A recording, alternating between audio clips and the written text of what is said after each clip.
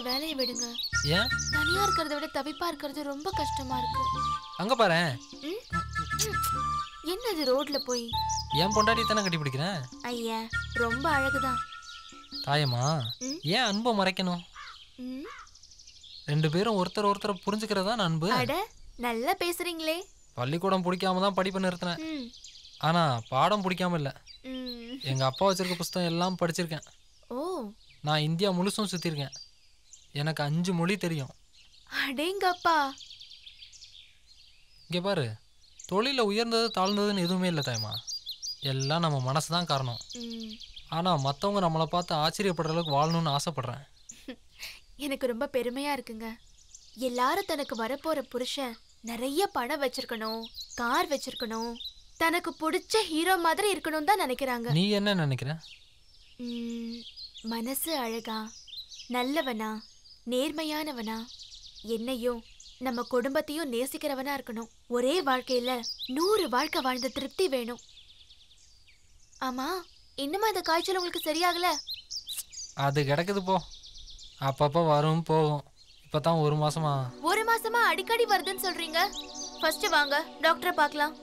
தாயம்மா, இது சாதாரண விஷயம். எனக்கு இது சாதாரண விஷயம் இல்ல. இப்ப வர போறீங்களா இல்லையா? வாங்க. சரி விடு, வரேன்.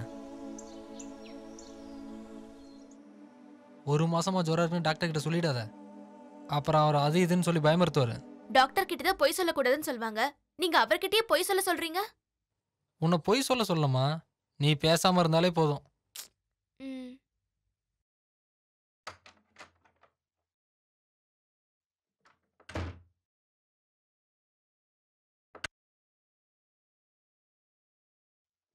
என்ன பண்ணுது? ஒன்றும் இல்லை டாக்டர், லேசா ஜுரம் தான்.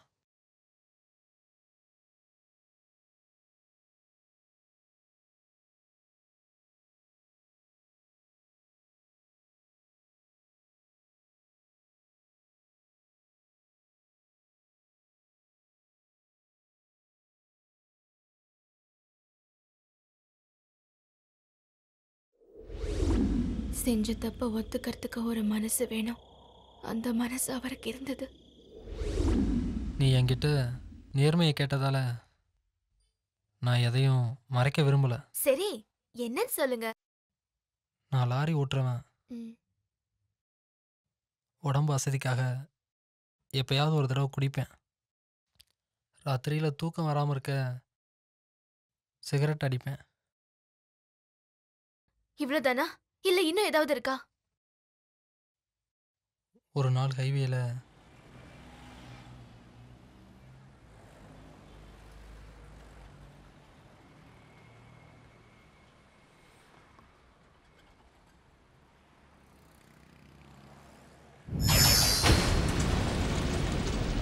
ஒரே தடவை தான், சத்தியமா ஏதோ ஒரு வேகம், அப்படி அதில் என்னதான் இருக்குன்ற ஒரு ஆர்வம், மனசு சலனப்பட்டதால் உடம்புக்கு இடம் கொடுத்துட்டேன்.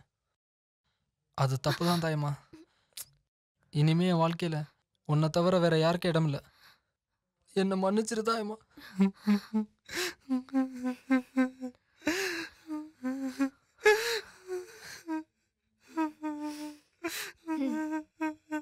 இங்க பாருங்க, ஏன் பொம்பளை புள்ள மாதிரி அழுதுகிட்டே இருக்கீங்க? எதையும் மறைக்காம என்கிட்ட சொன்னீங்கல்ல, அந்த நேர்மையே எனக்கு போதும். இனிமே எந்த தப்பு பண்ண மாட்டீங்கன்னு எனக்கு நம்பிக்கை இருக்கு.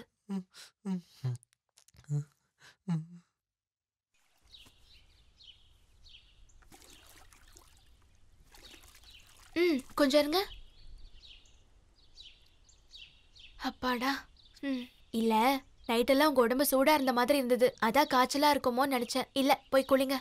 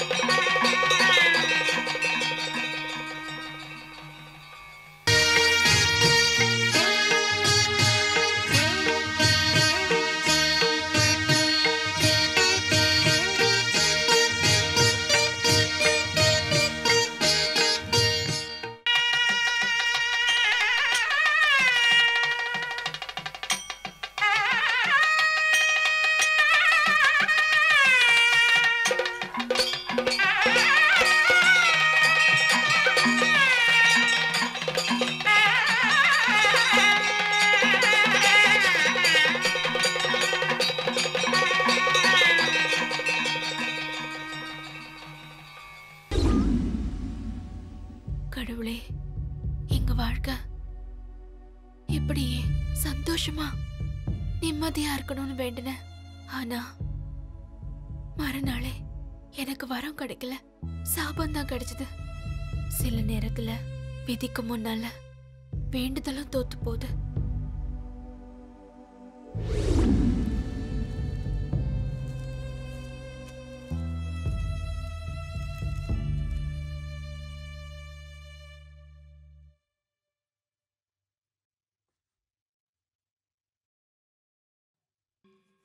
கொஞ்சம் வெளியே வெயிட் பண்ணுங்கம்மா. சரிங்க சார்.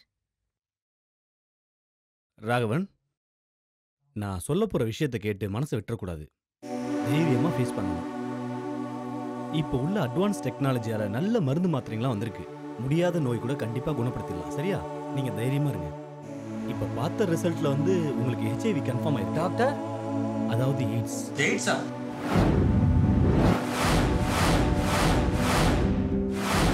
ராகவா, ராகவா, நல்ல கல்யாண பரிசு கொடுக்குறேன்னு சொன்னேனே, ஆனா இந்த நரகத்தையே பரிசா கொடுத்துட்டேனே. நான் பாவி டாக்டர். கவலைப்படாதீங்க ராகவா. நான் பெரிய பாவி டாக்டர்.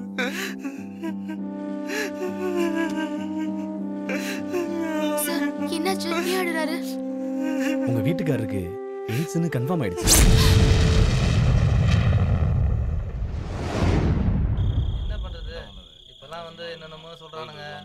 அந்த காலத்துல தான் எதுவும் இல்லாத. டாக்டர் சொல்லுவான் எய்ட்ஸ்ங்கிறது தொத்து வியாதி இல்லைன்னு. அதை நாங்க நம்பணுமா? டாக்டர் என்ன கடவுளா? தாய் இல்லாம வளர்ந்த பிள்ளை கருதலே தான் வளரும்னு சும்மாவா சொன்னாங்க? எவன் சொன்னா கேக்குறானுங்க. என் பொண்ணை இறுக்கமா தான் வளர்த்தேன். தருதல பிள்ளைய பெத்து வச்சுட்டு பேசுற பேச்சே பாரு. யோ, அது அவங்க குடும்ப பிரச்சனை. தப்பு யாரு மேலங்கிறது அவசியமே இல்லை. எங்களை பொறுத்த வரைக்கும் இவங்க 2 பேரும் இந்த ஊருக்குள்ள இருக்கவே கூடாது. அப்படிலாம் இந்த வரதனை செய்ய சொல்ல முடியாது. இந்த புள்ளியோட வாழ்க்கையை அநியாயமா நாசம் பண்ணிட்டாங்க. என் பொண்ணுடைய வாழ்க்கையை நானே நாசம் பண்ணிட்டேனே.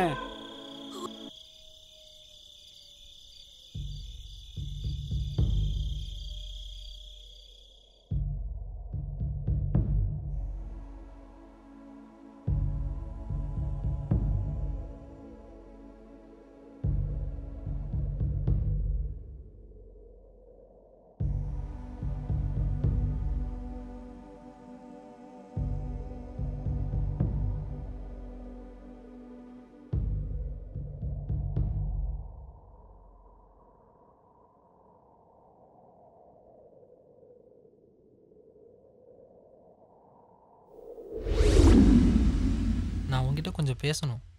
நான் கூட உங்ககிட்ட கொஞ்சம் பேசணும். சரி, பேசு. நிறைய குழந்தை பெத்துக்கணும். ஆ, ஒருத்தனை டாக்டர் ஆக்கணும். ஓ இன்னொருத்தனை மிலிட்டரிக்கு அனுப்பணும். அப்படியா? அப்புறம் இன்னொருத்தனை இரு இரு இரு. ம்? ஏன் மகாராணி பொம்பளை பிள்ளைய பெத்துக்க மாட்டீங்களோ? உங்களுக்கு விருப்பம்னா இன்னும் 2 குழந்தைங்க பெத்துக்கலாம். ஒருத்திய IAS ஆக்கலாம், இன்னொருத்திய IPS ஆக்கிடுவோம். ரொம்ப பெரிய ஆசையா இருக்கே. ஆமாங்க, நான் நிறைய படிக்கணும்னு நினைச்சேன். படிச்சா மாப்பிள்ளை கிடைக்காதுன்னு எங்க வீட்ல என்ன BA-வோட நிறுத்திட்டாங்க. அதனால என்ன? இப்ப படி. நிஜமாவா சொல்றீங்க? ஆமா, என் பொண்டாட்டி படிச்சா எனக்கு தானே பெருமை. ரொம்ப ரொம்ப தேங்க்ஸுங்க. தவறுக்கும் தப்புக்கும் வித்தியாசம் தெரியாதவங்கள பத்தி நாம எங்க யோசிக்கணும்? உங்க அப்பா காலையில என்கிட்ட ஒரு விஷயம் சொன்னாருங்க. என்னவா? உங்களுக்கு 5 வயசா இருக்கும் போதே உங்க அம்மா இறந்துட்டாங்களாமே.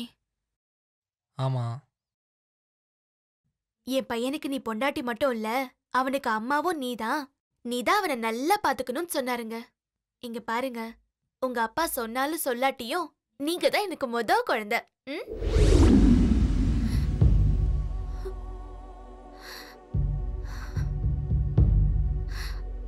அன்னைக்கு நான் உங்ககிட்ட சொன்னது ஞாபகம் இருக்காங்க?